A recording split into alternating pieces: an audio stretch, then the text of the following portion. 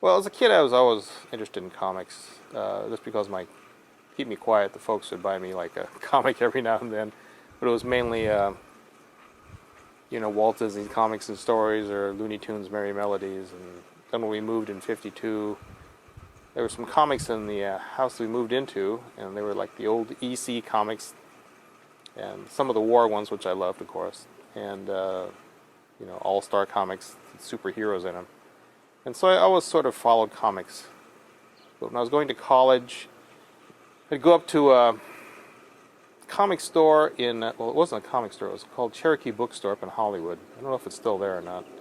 And upstairs they had a comic section, and the guy would run that, and he'd get all kinds of weird stuff, and I'd buy comics up there. And he had some friends at Marvel, and the Marvel artwork would show up there, and I'd buy some of that stuff. And one day I went up there, and he had these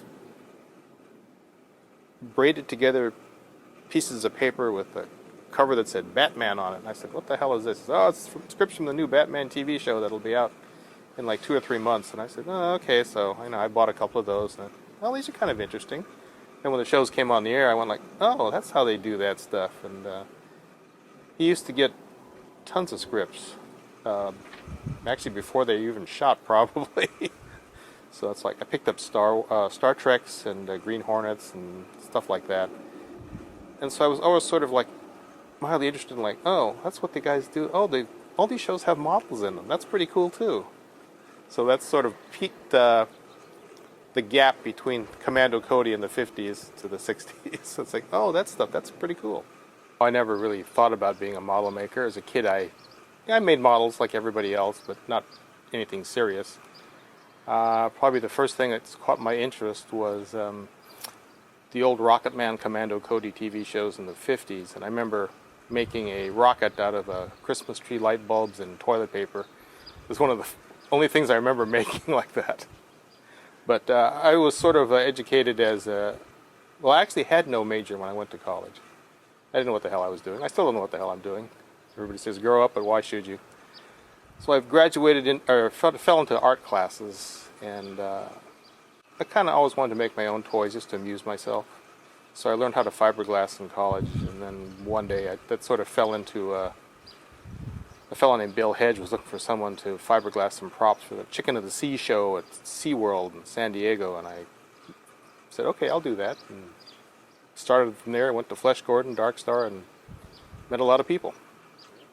I worked a little bit on the castle. I mainly did the ships for Flesh Gordon, but the weird legacy of that film is just so many people who worked on it are now main guys in the industry. I was so green like everybody else. I was just following the other guys, listening to what Tom Sherman had done or Mike Miner and that. I put a little input in, like when they said, go do this, I'd like, okay, I'll put this in here too. If they don't like it, I'll take it off. And it just sort of went like that. But it was mainly just following the guidance of the older pros.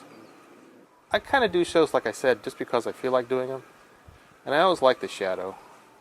There's a whole backstory about how I like comic books and how that got me in the business anyway. But we did that for Craig Barron, and we did the little yurt hut that they used right before that sequence. I forget who the supervisor was, but I said, hey, we can do this stuff for you as long as we get crew jackets. So basically, we did that show for minimum pay and crew jackets, which I still have. It's always interesting to try to get official government clearance on anything because they're so particular about it, but that's a whole other story, from Red October to Red Dawn. I have an interest in airplanes. Watching a lot of the 40s movies growing up in the 50s, saying, oh, it's a miniature, that's cool. So I collected stuff. And we had contacts, and we got some NASA, well, not NASA, but we got some footage of the silos. And the art department sort of took what we had and drew up a silo and drew up the missile. And we made one, I think it was basically a giant plumbing tube that we engraved. The big problem was the silo because it had the baffle shield in it that we had to make out of rolled perforated metal. And I think we glued thousands of insect pins to keep them standing off the wall by an inch and a half. So in all, I think the miniature was close to 15, 20 feet tall. I know Jack Cooperman shot it, did a great job. Fine hospitality of Abbeville, Louisiana, and meeting was at the mayor of the city and having a nice catfish dinner with them. It had to match the town they were going to destroy.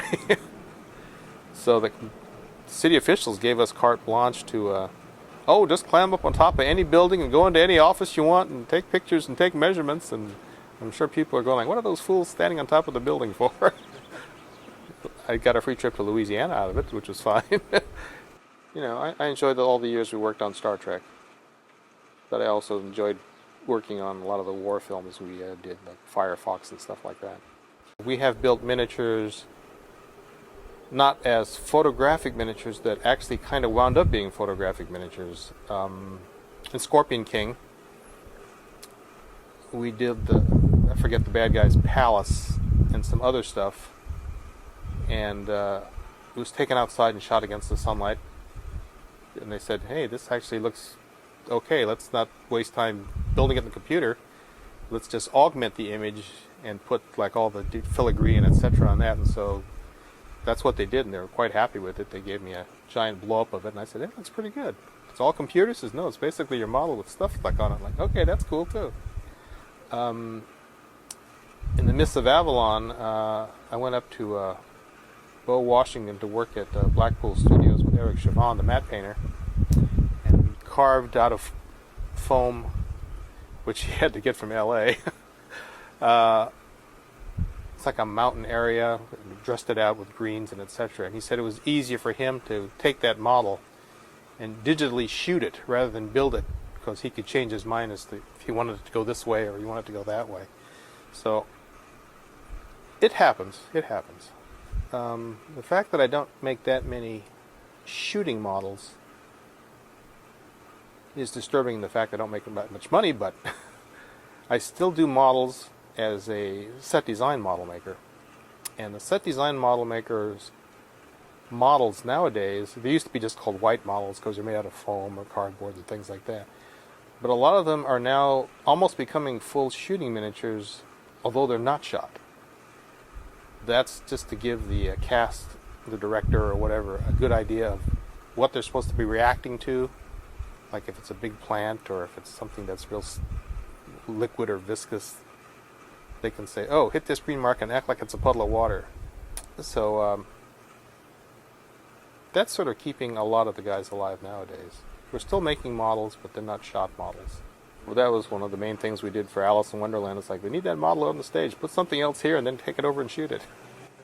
The study models that were done for Tintin, I think, are in the Hergé Museum in Belgium. So I'm glad somebody saved them. Most of the time, I think they just throw them out. It's all past. The checks have already been cashed and the money's been spent.